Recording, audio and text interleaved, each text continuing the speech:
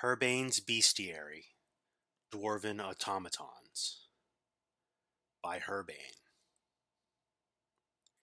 The Ninth of Hearthfire.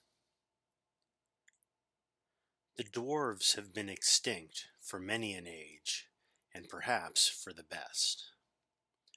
To see men and women the size of large children, all with beards, would be a most disturbing sight.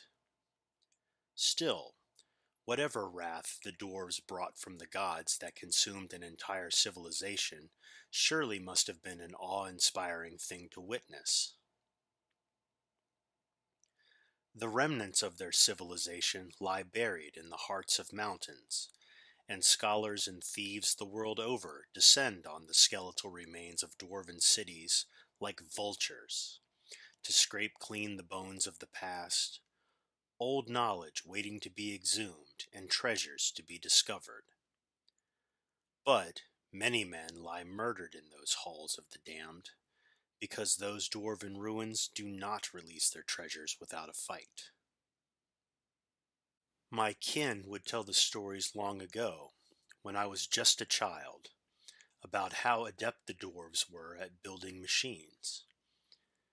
They would say that before our time, dwarves harnessed the power of the earth, and wielded fire and hammers to reshape steel and bronze with a mechanical brilliance that breathed life into these now ancient constructs of metal and magic. In the dark halls and chambers, amid the ceaseless droning of grinding gears and venting steam, they lie in wait to confound or destroy would-be plunderers of the dwarven sanctums, as grim watchmen of the last vestiges of culture from a dead race. I descended into the humid darkness of Mizulft. The slow hiss of steam, creaking of metal, and the rattle of old gears powering an empty city would unnerve most men. I could hear things in the darkness, skittering across the floor just out of sight as I stepped over the bodies of plunderers or scholars who had not made it far. I knew it was not rats wandering these halls. Small mechanical spiders set upon me with rapid movements, and machines sprouted from the walls and uncurled from spheres into contraptions that rolled on top of gears for legs and crossbows for arms.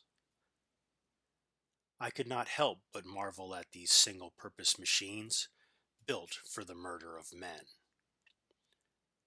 My sword and my shield are my strength, and I am undeterred by such things, because I had heard of greater things that roam these depths. And indeed, something else in these chambers stirred, and it echoed with massive weight. As it lumbered closer, its feet struck the ground as if walking on massive pistons, and as it loomed out of darkness, I could see it clear for the first time. Axe for one hand, hammer for the other, as tall as 5 men, made of dull bronze with a face molded in the image of its masters. A steam centurion. The stories were true. These were the guardians of the greatest dwarven treasures. We fought, and the dwarves must truly be extinct because our battle was surely booming enough to wake the dead. It came at me with hammer and axe, inhuman strength and great fortitude, and a purpose of nothing but murder. I dodged as it crushed the stone around me with futile strikes, and I thrust and slashed at it with my blade and took every opening afforded as we shook the halls with violence. I refused to be undone by a machine. Where the average man would be long dead, I stood over the husk of this dead automaton, its steam escaping like a final gasp.